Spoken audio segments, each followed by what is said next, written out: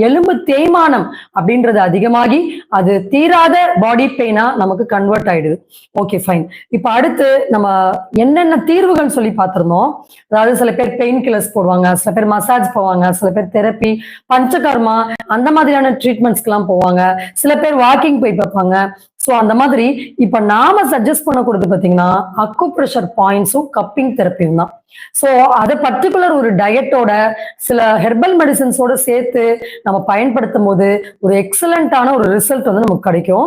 So நம்ம ஏற்கனவே போன வாரமே கப்பிங் தெரப்பி அப்படின்னா என்னன்னு சொல்லி நம்ம சொல்லியிருந்தோம். சோ இந்த வாரம் நம்ம டீட்டெயிலா பார்க்கலாம். இப்ப இந்த போட்டோஸ் நல்லா கிளியரா விசிபிளா இருக்கும்.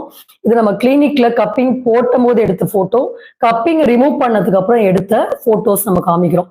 எந்த அளவுக்கு கேசஸ், எந்த அளவுக்கு டாக்ஸின்ஸ் இருக்கு அப்படின்னு சொல்லி இங்க பார்க்கலாம். நல்லா கிளியரா தெரியும்.